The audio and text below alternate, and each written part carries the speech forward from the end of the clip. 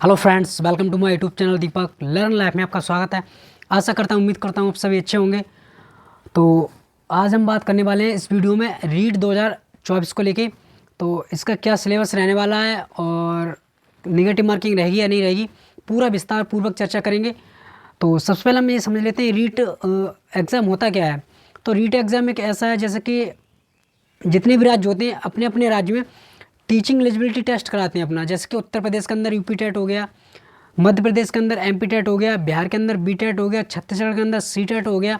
इसी तरीके से अलग अलग राज्य अपने स्तर का अपने स्तर के लेवल पर टीचिंग एलिजिबिलिटी टेस्ट कराते हैं। तो ये भी रीटेक है जो राजस्थान का है। अगर हम इसकी बात करें तो ये एक राजस्थान अध्यापक पात्रता परीक्षा है। एक प्री एग्ज़ाम होता है, हाँ, हर एक राज्य में होता है प्री एग्ज़ाम। तो ये भी एक क्या है, प्री एग्ज़ाम है। इसे दो भागों में डिवाइड करके करवाया जाता है, लेवल 1 और लेवल 2। अगर लेवल 1 की बात करें तो इसमें 1 से लेकर 5 तक आता है, और लेवल 2 की बात करें तो इसमें 6 से लेकर 8 तक का आता है। इसके सिलेबस की हम चर्चा करेंगे। और वहीं बात करें इसके बाद जब ये रीट का एग्ज़ाम हो जाएगा तो आपको इसके अंदर क्या है, इसके बाद जो मेन एग्ज़ाम होगा वो होगा शिक्षक बनने के लिए। ये एक पात्रता परीक्षा, इसे क्वालिफाई कर लोगे तभी आप उस मेन परीक्षा में बैठ पाओगे। तो मेन मोटिव इसका यही है कि पहले आपको इसको पास करना बहुत ज़रूरी है। अगर इसको पास नहीं कर पाओगे तो आप जो राजस्थान के अंदर शिक्षक बनते हैं वो मेन परीक्षा होती है, आप उसमें फॉर्म नहीं डाल पाओगे। तो स्टार्ट करेंगे। लेवल 1 की बात करें तो जो 1 से 5 तक का होता है, अगर इसकी एलिजिबिलिटी की बात करें इसमें कौन फॉर्म डाल सकता है, तो इसमें जो फॉर्म डाल सकते हैं जिन्होंने BTC कर रखा है, DLED कर रखा है, या जैसे कि राजस्थान के अंदर अलग 2 साल का होता है, BSTC नाम से बोला जाता है, वो आपने कर रखा है, तो इसमें वो लोग फॉर्म डाल सकते हैं। तो इसके अंदर जो सिलेबस है अगर देखें 1 से लेकर 5 तक का, तो इसमें बाल विकास शिक्षण विधियाँ जो कि 30 नंबर का आता है। और वहीं बात करें भाषा वन, ये जो है भाषा वन में आपको हिंदी, अंग्रेजी, संस्कृत, पंजाबी, सिंधी, उर्दू, इस तरीके से और भी भाषाएँ हैं, उनमें से लैंग्वेज वन भाषा वन आप भर सकते हो। फिर बात करें भाषा टू में भी हिंदी, अंग्रेजी, संस्कृत, उर्दू, पंजाबी, सिंधी, गुजराती, तो इनमें से आप एक भाषा 2 में भर सकते हो। आपको सेम भाषा नहीं भरनी है, भाषा 1 में आपको एक अलग भाषा लेनी है और भाषा 2 में आपको दूसरी भाषा भरनी है, इस तरीके से। फिर वहीं बात करें गणित की, तो गणित आपका 30 नंबर का आता है। बात करें पर्यावरण, तो ये भी आपका क्या है, 30 नंबर का आता है। आपको जो पेपर करने का टाइम मिलेगा, समय उसका होगा वो 2.5 घंटे का होगा, और 150 क्या होंगे, प्रश्न होंगे। कठिनाई का स्तर अगर देखा जाए तो कठिनाई का जो स्तर होगा वो होगा 10th लेवल का, यानी कि आपसे 10th लेवल की जो कठिनाई का स्तर होता है, जब हम कोई 10th क्लास में पढ़ते हैं तो आपको वहाँ प्रश्न जो आते हैं तो उस हिसाब से आपको प्रश्न देखने को मिलेंगे, आपको उसी तरीके से आंसर देना है। वहीं बात करें लेवल 2 6 to 8 की, तो 6 to 8 में आपको इसमें अभी जो लैंग्वेज जो लेवल 1 में है सेम लेवल 2 में बाल विकास शिक्षण विधियाँ आएगी, ये भी 30 नंबर का होगा। भाषा 1 में इसमें भी हिंदी, अंग्रेजी, संस्कृत, उर्दू, पंजाबी, सिंधी, गुजराती, इनमें से एक चूज करनी है। इसी तरीके से भाषा 2 में हिंदी, अंग्रेजी, संस्कृत, उर्दू, पंजाबी, गुजराती और सिंधी, इसमें भी आपको 30 नंबर की आएगी। जो भाषा 1 में आपको एक सिलेक्ट कर लेनी है, फिर भाषा 2 में दूसरी भाषा सेलेक्ट करनी है, सेम भाषा नहीं रखनी है आपको। और फिर वही बात करें जैसे कि सीटेट में आपको पता है गणित विज्ञान एक साथ आता है 60 नंबर का, मैंने यहाँ अलग अलग लिख दिया है, चौथा 5वां नंबर डाल के। गणित आपका 30 नंबर का अलग से आएगा, विज्ञान आपका 30 नंबर का आएगा, टोटल मिला के 60 नंबर का हो जाता है। इसी तरीके से अगर आप 8-60 लिए हो तो आपको सामाजिक अध्ययन का जैसे शिक्षक बनना है तो वो भी आपका 60 नंबर का आएगा। ये भी 2 भागों में एक तरीके से होता है 30-30 नंबर का। तो इस तरीके से इसमें भी ऑल ओवर अगर समय की बात करें तो 2.5 घंटे का पेपर होगा, 150 प्रश्न होंगे। आपको पता है जो आपका पेपर होगा इसका जो कठिनाई स्तर है वो 12th लेवल का होगा, और इसका जो होगा वो 10th लेवल का होगा। बात करें वहीं इसका जो पेपर है आपको 27 फरवरी को इसका फॉर्म में अप्लाई होना स्टार्ट हो गया इसके, और 27 फरवरी को आपका एग्ज़ाम है। तो आज कितनी तारीख हो गई, लगभग 17-18 तारीख हो गई है, आज अगर 17 तारीख हो गई है तो इसमें अगर देखा जाए तो 10-12 दिन इसमें बचे हुए हैं, पूरा जनवरी का मंथ है। उसके बाद में 26 फरवरी तक, तो लगभग 2 महीने का समय अगर देखा जाए तो 2 महीने का समय आपके पास प्रॉपर तरीके से अच्छे से तैयारी करने के लिए है, 2 महीने का समय। अब हम बात करें इसके अंदर कि जो बाल विकास शिक्षण विधियाँ हैं, तो इसमें सीटेट की तरह पूछा जाएगा।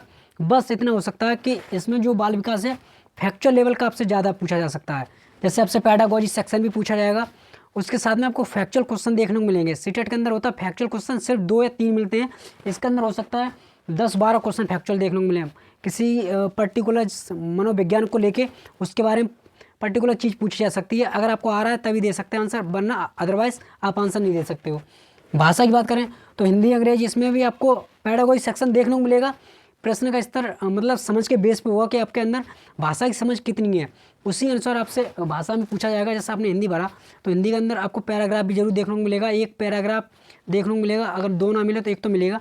उसके साथ में आपको ग्रामर सेक्शन मिल सकता है देखने के लिए, और कितनी आपके अंदर समझ है तो पैडागोजी सेक्शन भी इंक्लूड रहेगा।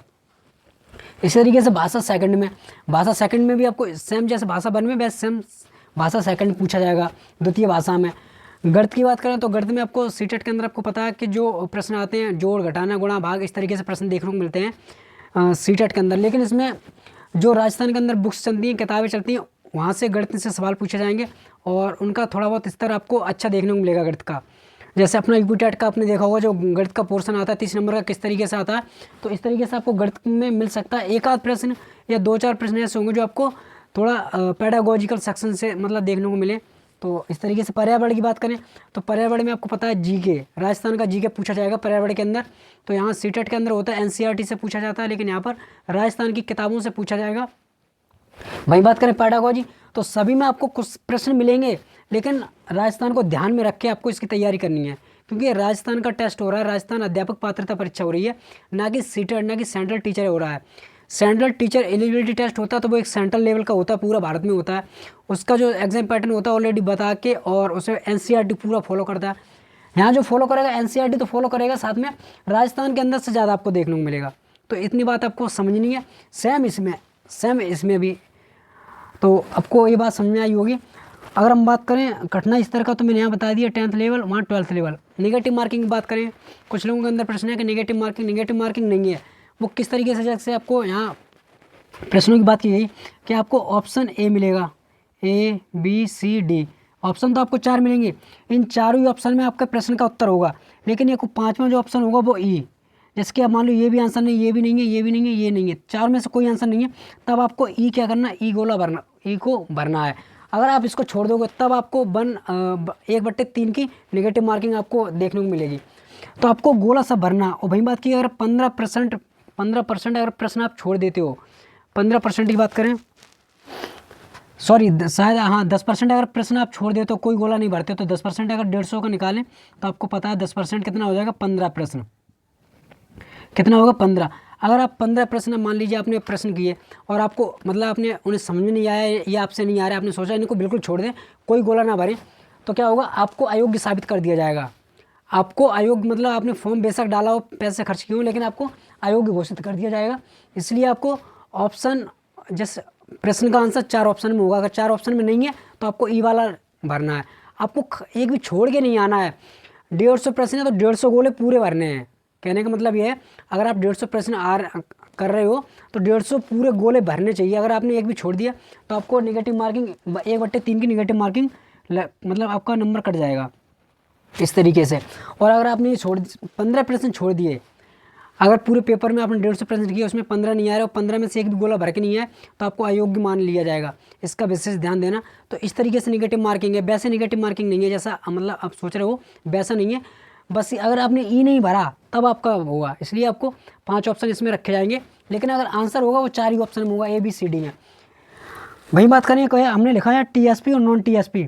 TSP और नॉन TSP क्या होगा, तो जितने भी अदर राज्य के मतलब विद्यार्थी हैं जो फॉर्म भरेंगे, उनसे मेरा एक ही सवाल है, आपको अगर फॉर्म भरना है तो वो आपको नॉन TSP में भरना है। TSP एक वो होता है जिससे अगर अनुसूचित जाति के लोग वहाँ रहते हैं उस क्षेत्र में, या आदिवासी लोग मान लो, तो TSP में केवल वही लोग फॉर्म भर सकते हैं उस एरिया के अंदर जो आदिवासी लोग आते हैं, जो प्रॉपर राजस्थान के ही हैं।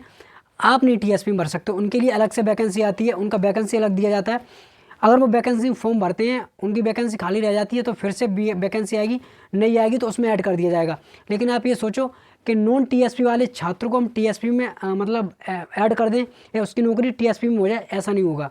तो जितने भी अदर स्टेट के हैं फॉर्म भरेंगे तो वो नॉन TSP एरिया में भरेंगे। फॉर्म भरते समय बहुत विशेष ध्यान देना कि आपको नॉन TSP सेलेक्ट करना है। TSP राजस्थान का एक ऐसा क्षेत्र है जिसके अंदर आदिवासी लोग रहते हैं या अनुसूचित जाति के, तो इनका कोटा अलग होता है पूरा, यही लोग फॉर्म भरते हैं, इन्हीं को उसी में जॉब मिलती है। नॉन TSP एरिया वाले को बिल्कुल भी वहाँ जॉब नहीं मिलती है। इतना आपको समझ में आया होगा अच्छे से। तो किसी भी तरीके से अगर कोई प्रॉब्लम है तो कमेंट बॉक्स में कमेंट कर दीजिए। तो वीडियो बनाने का मेरा यही पर्पज़ था ताकि आपको समझा सकें। एक बार अच्छे से आप देख लीजिए इसको।